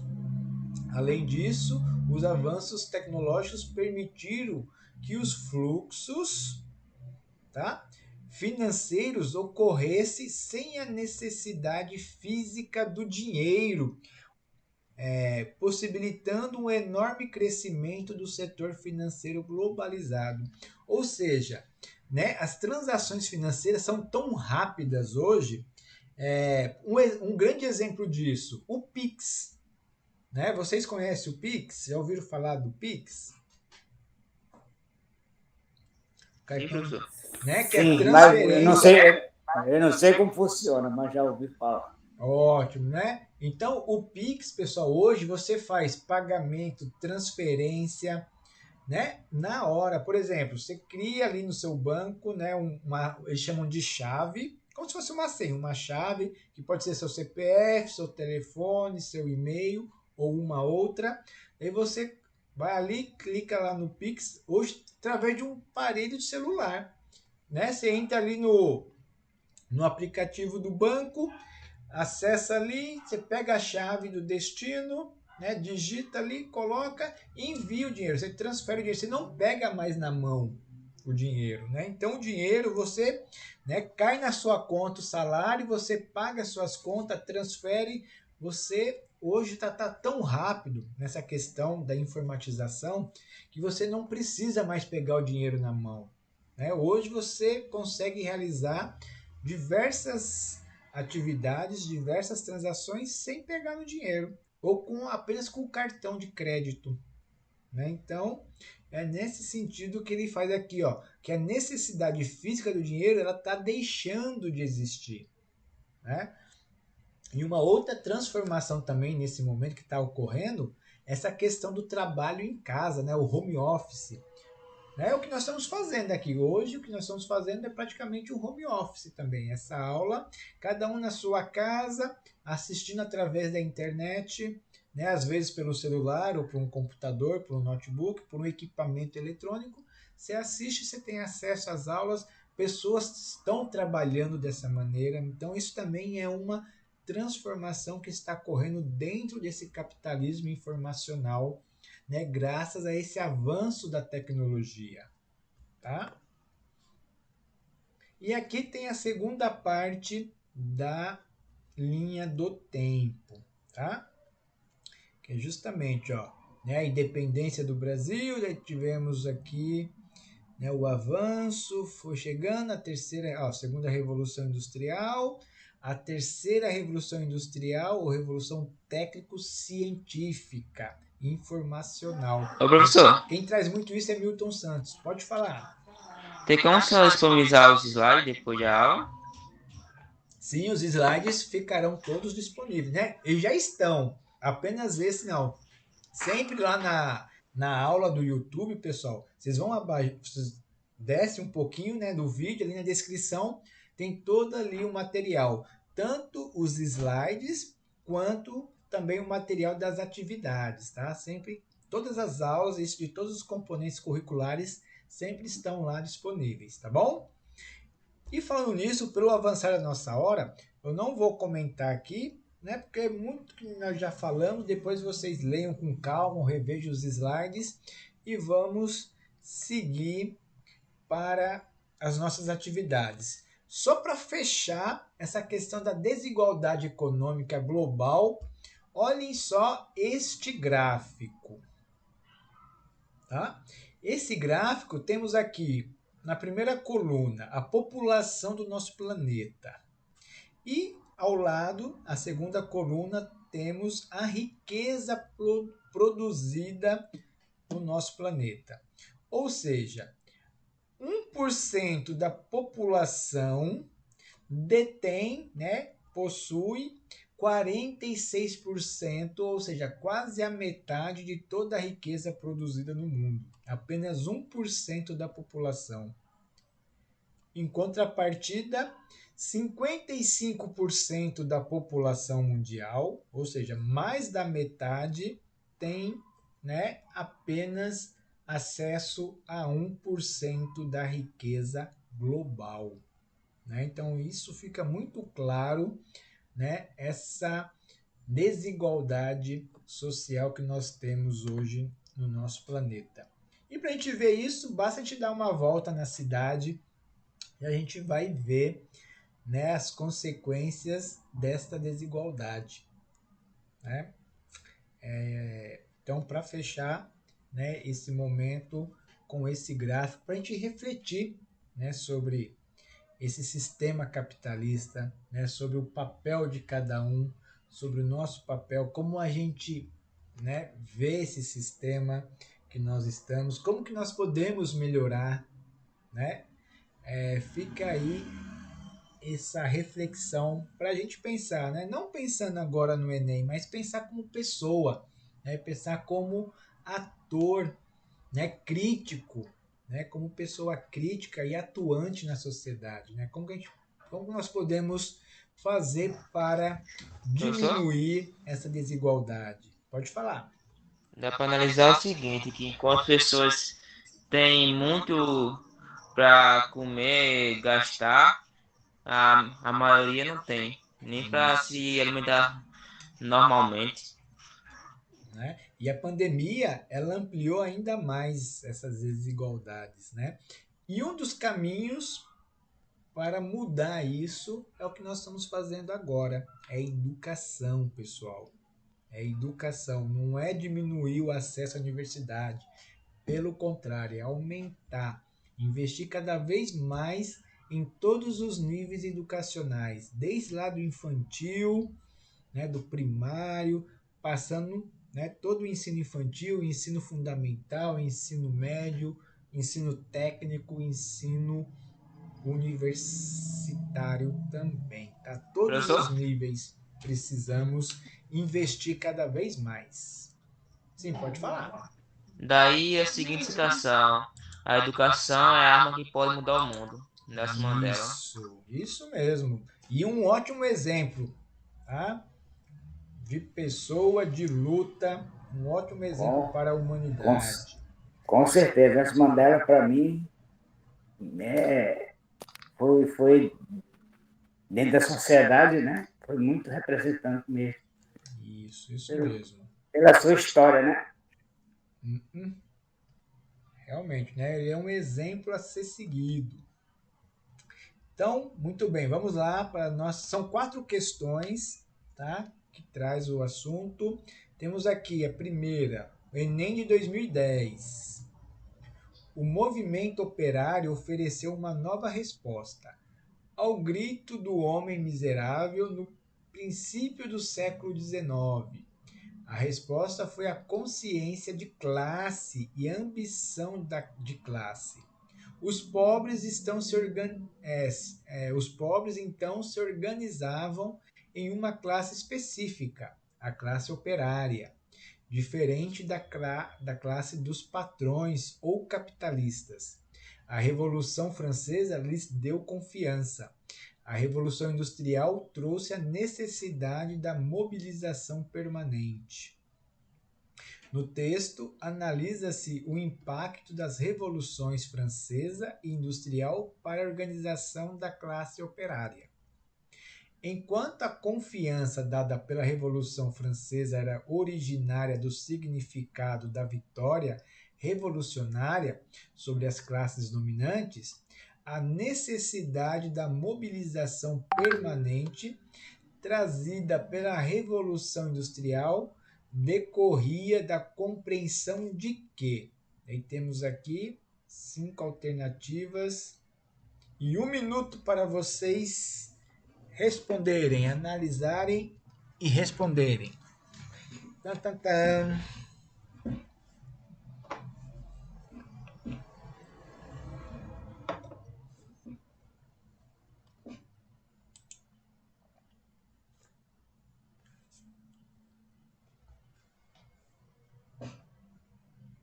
Sandriele já foi de letra E. Muito bem, Sandriele. Também vou na E, professor. Também, Gil. Muito bem. Temos 2 de letra E.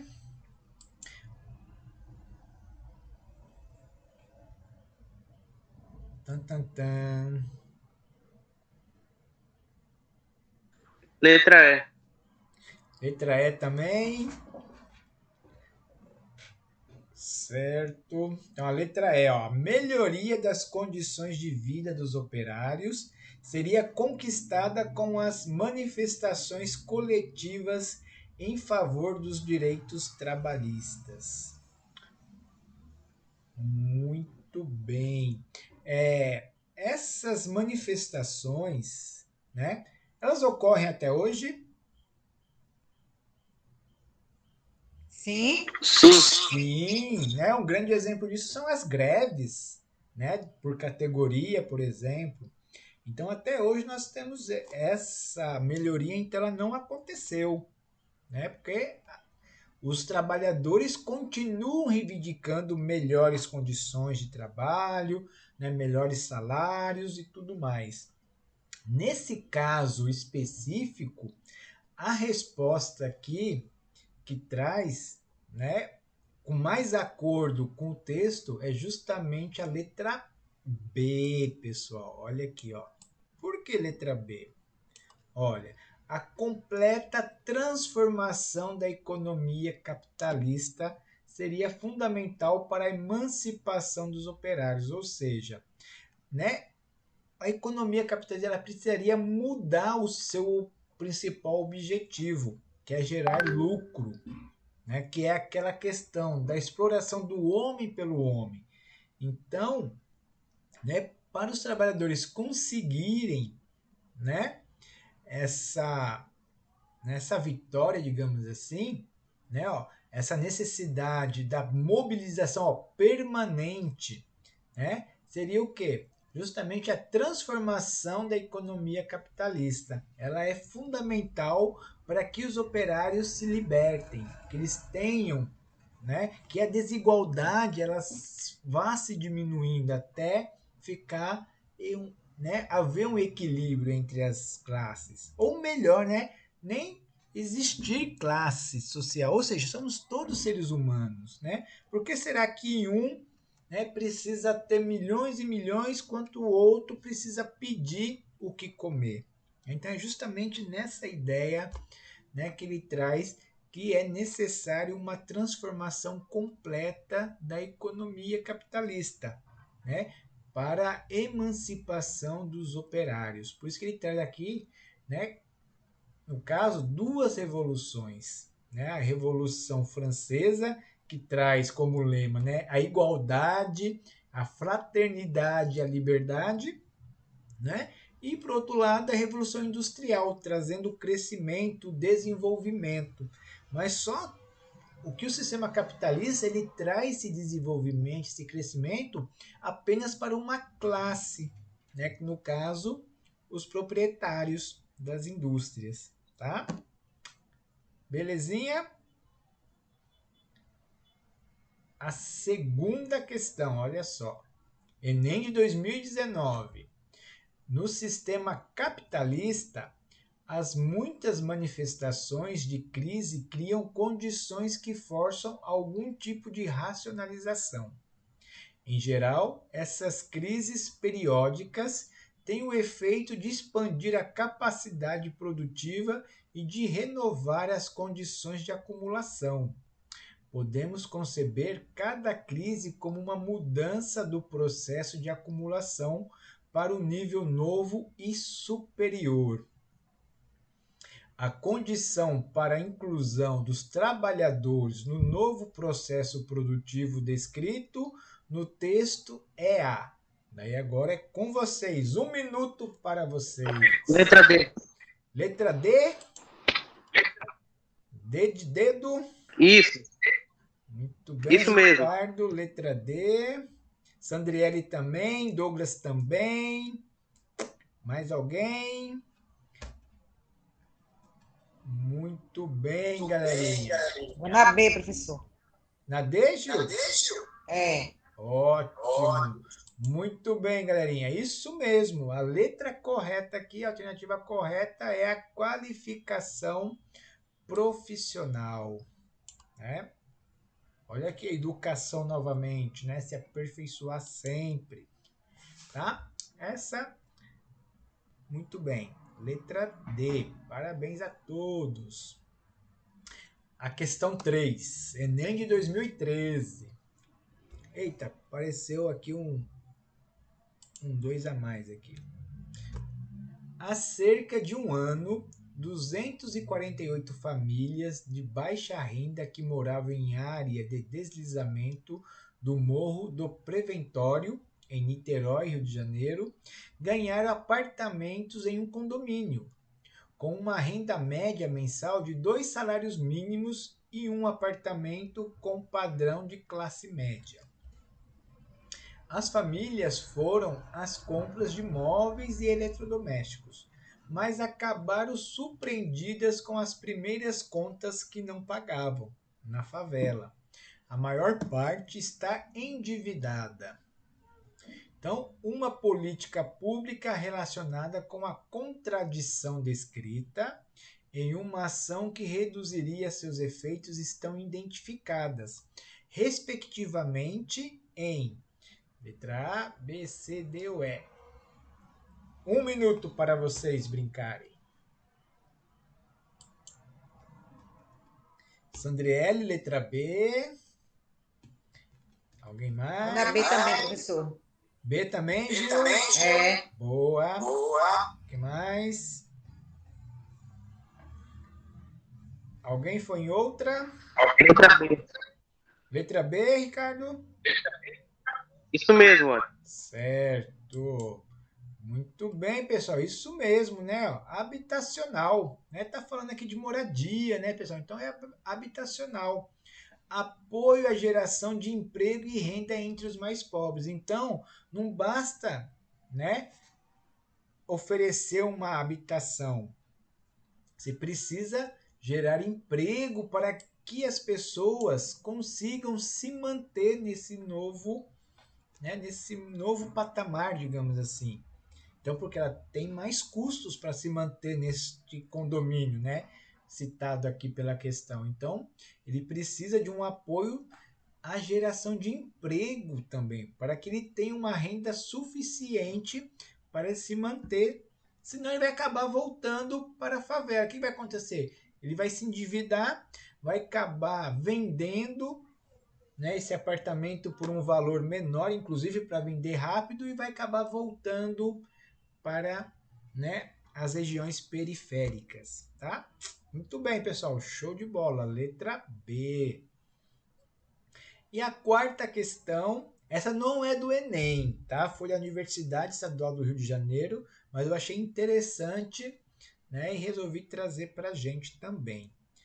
Ela começa com uma charge, né, aqui, ó. Ou seja, Perdigão, né, o símbolo da empresa Perdigão, comendo, né, o símbolo da empresa Sadia. Ou seja, aqui o patinho, né, Perdigão comendo aqui a salsicha da Sadia. Né? Ficou até engraçado, irônico também. Olha só, a fusão da Sadia com a Perdigão, em maio de 2009, resultou na criação da Brasil Foods, 10ª maior empresa alimentícia do continente americano e segunda do Brasil. Esse evento é decorrente de uma estratégia das grandes corporações e representa uma tendência mundial da atual fase do capitalismo. A denominação da atual fase do capitalismo e uma justificativa para a adoção dessa estratégia estão indicadas em... São apenas 4 alternativas mesmo, tá, pessoal? Como não é questão do Enem, é de uma universidade, ela tem apenas 4 alternativas e não 5, tá? Letra D. Vai lá, 1 minuto. Letra D. Sandriele foi na B. Vou na B, professor. Na B também? B. B de Sandriele foi na A. Cassiane, letra B. Ótimo. Quem mais? Muito bem, galerinha. Parabéns para quem considerou a letra B, pessoal. A letra B. Aqui, ó. Tá? Então a estratégia é monopolista, ou seja, ampliação da participação no mercado.